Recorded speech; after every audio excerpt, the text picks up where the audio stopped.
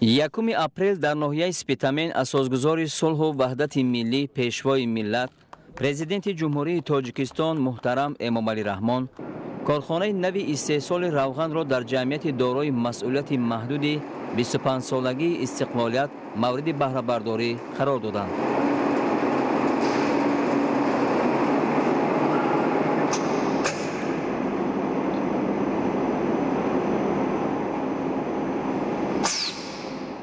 سال 2015 صاحبکار وطنی دوران احمدوف کارخانه کارکرد پخته را با اقتدار 20,000 تانه در یک سال تأسیس داده بود. اکنون با به دست آوردن فایده صاف، صاحبکاران در شفت کارخانه کارکرد پخته کارگاه استحصال روغن را بنیاد نمودند. در کارخانه نو تأسیس که اقتدار کارکرد 65 تانه از شای خام را در یک شبانه روز دارد، 25 نفر با کار دائمی تأمین شد. در اینجا از اشیاء خام زغیر، رپس، آفتاب پرست، سیاه‌دانه و چگیت روغن استحصال کرده می شود که محصولات عوض کننده واردات به شمار می رود. خط استحصال روغن از دیگ‌های بخاری، سیخ روغن تازه‌کنی و بسته‌بند عبارت می باشد. روغن با صفت رستنی در ظرف‌های 2، 3 و 4 لیتره جای داده شده به بازارهای ناحیه سپیتامین و شهر خوجند برآورده می شود. تجهیزات کارخانه از شرکت‌های پیشرفته روسی و چینی وارد کرده شده است. در کارخانه کارکرد پخته که در همین جا ساخته شده است تا 50 نفر با کار موسمی تامین می‌شوند. پخته از خواجگی‌های پخته‌کار ناحیه سپیتامین وارد می‌گردد. در همین جا بغیر از کارخانه کارکرد پخته و استحصال روغن، صاحبکار مرکز خدمت‌رسانی تکنیکی را افتتاح کرده است که در آن 10 نفر با کار دائمی تامین شدند. روز خرسندی بود که با اشتراک اساسگذار صلح و وحدت پیشوای ملت محترم جناب عالی کارخانه ما به افتتاح داده شد. کارخانه ما در یک سال زیاده از 25,000 تن محصولات را کارکرد کرده، از آن 3,500 تن روغن رستنی استحصال میکند. در کارخانه 25 نفر کاری دائمی تامین گشته، از آن جمله 6 نفر زن می باشند.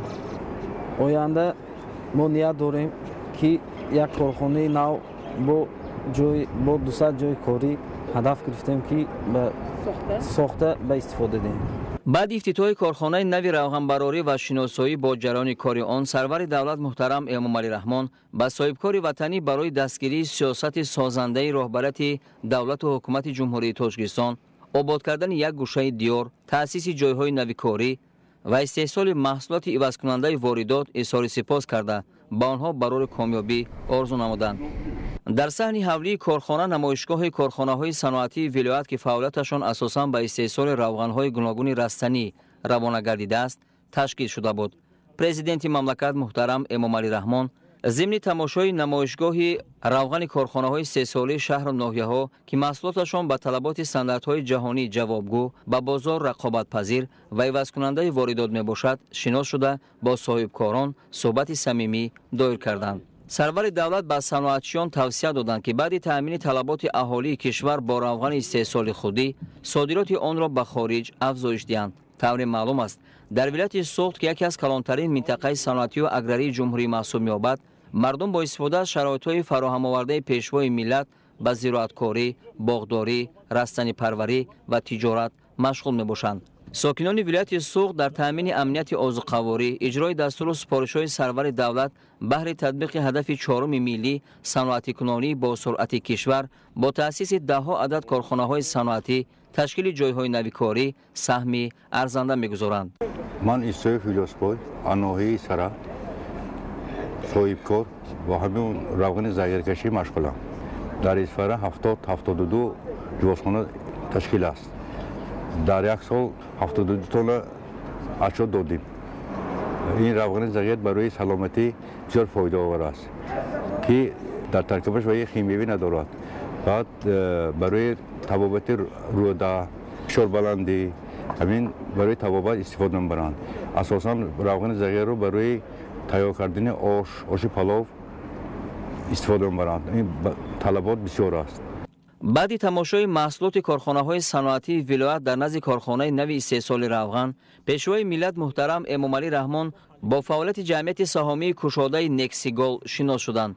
سال 2009 ضمن یک سفر کاری به ولایت سوخت در ناحیه سپیتامین سرور دولت اولین اگرو مغازه را افتتاح کرده برای وسعت کارها و مساعدت به پیشرفت ساحه باغداری و کشاورزی به راهبریت ناحیه برای جدا نمودن زمین به شرکت وطنی سپارش داده بودند. همین طور با دستور پرزیدنت مملکت به جمعیت سهامی کشاده نکسیگول 5 گکتار زمین جدا کرده شد که این حال در آن باغ اینتنسیوی بنیاد گردیده یک چند نوع سیب و شفتالو پرورش کرده می شود.